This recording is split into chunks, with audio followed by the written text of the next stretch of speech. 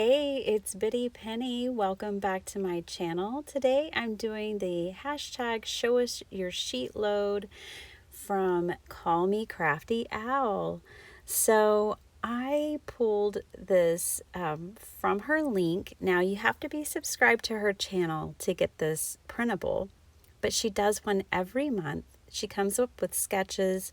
She does all the heavy lifting. She does the measurements and everything for you. When I saw this, I thought of a couple of ideas. So I actually played with this sketch twice. So I thought of this paper pad, which I bought the paper collection. So it has these round ephemera pieces that are cutouts. And then it also has the coordinating paper. So I just thought this would be a great paper collection to use with the sheet load. And then I also made some bonus cards, which I'll show you at the end. So I did 2 sessions with it. All right, I wanted to show you, so I have this beautiful paper, and I decided that I wanted these adorable cats on at least 2 of my cards. And so I brought in the one that has the little kitty with the flowers, and also the one that has the different cats as a pattern. Okay, so I'm just cutting all my paper down according to her directions, but I'm giving myself variations. So I thought, as I was working with a sketch, that this was the perfect sketch for 8x8 paper pads. So if you have any 8x8 paper pads laying around and you're like, I don't know what to do with that paper, go over to Call Me Crafty Owl's site and download this sketch because I think it's perfect for it. I had like almost no scraps of paper left by the time I made these cards. It was a great fit because of the dimensions she gives you. So I cut all these down, gave myself variables to play with, and I'm putting these pieces back in with my collection since they're pretty large, and I'll just use them the next time I craft with that paper collection. If you guys want to see me craft with this paper collection, again, let me know. Of course, I probably will, but the more response I get, the sooner I'll do it. So the sketch had like a die cut piece, and then, so that's why I cut out that picket fence, which was from Trinity Stamps. It's from the Great Outdoors Borders die set. And then I also wanted to punch out some leaves, and I cut out of the remainder of the paper from when I was punching my leaves, I cut out some matting layers to add. So what I'm going to show y'all today is just, I'm only going to make 2 cards with y'all on camera, but then I'll show you everything I made afterwards. But I just want to show you some variations. So the original sketch had the largest sheet of pattern paper at the top of the card and the smaller piece at the bottom. But for me and this paper, I really felt like I needed to switch it up. So I put the biggest piece at the bottom and the smallest piece at the top. What's really fantastic about Crafty Owl's document is that she does give you ideas about ways to change it up.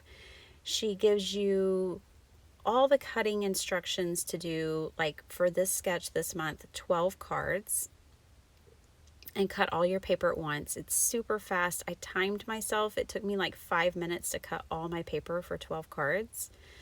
So it's very efficient. But then she also, on the front of her sketches, says, you know, you like this sketch and you only want to make 1 card, here's your dimensions. And it's just super cool. And I love that she gives imagery, because I'm a visual person, to go along with it. So I brought in this cute little pink frush. These are really made for scrapbooking, I believe, like when you read the sentiments and stuff, but I wanted to use them here. So one of the variations I made with a sketch today was I used a small circle instead of a large circle because of my paper. So just you know, think about what materials you're using when you're making a sketch and make adjustments. Your circle can be big, because some of my circles are bigger than the ones in her dimensions and some are smaller. So, cater to your collection and what you're doing and your creativity. So, even though I followed her sketch today, I came out with 5 different cards. So I just played around and had lots of fun doing it. So here again, I'm just kind of playing, and I'm thinking that open space in that paper design probably needs to be covered, or, use a bigger circle. So that's why, and I wanted to use this cat so bad. So I brought in this piece. And now this is a scrap piece, but it had interest to it from when I cut out my fences. And so with this one, I decided not to put a fence behind it, but I actually used my scrap cardstock and put that behind there. Now, I had made matting layers, but my small ones weren't the right dimensions. And honestly, you could just make one big piece. I had made it 2 pieces because I was working with a sheet of paper that wasn't full, because I had punched out my leaves already. So I kind of looked at my paper and was determining how I could get the most out of it. But you could most certainly just take one 8.5 by 11 sheet of paper and get 4 matting layers for this design very easily. I only had 1 sheet of this color of paper, so I had to make it work. One of those make it work moments. Now I'm going to bring this up to the camera because I want to show y'all. I'm going to need to take this piece all the way across the card because I want to cover up these lines from the mats and from the pattern paper. And that's actually how Crafty Owl had designed it, was that this strip, whatever you used here, die cut or otherwise, that it would go all the way across the card. So I was following the rules. All right, so I just cleaned that up, and now I'm going to pop this cat up, and I'm going to add a few more of my sprigs here. And look at this, I'm using the last of this foam tape. It's funny, I don't get as excited about using up my tape and glue as much as I do like paper pads and things like that, because buying tape and glue isn't that fun. I mean, it's absolutely necessary, but it's not that fun. If I use up a paper pad and I get the excuse to buy another, now that's fun.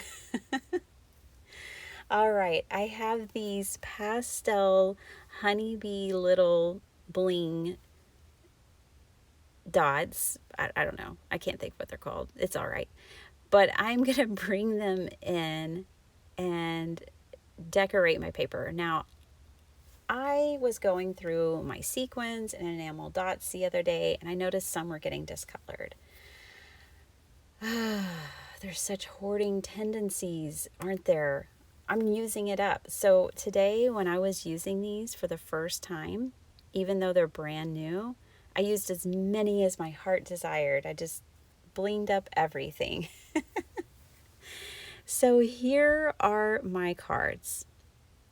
And I'm just going to bring them up and let you see them. I was trying to show you the bling, but my lighting wasn't catching it.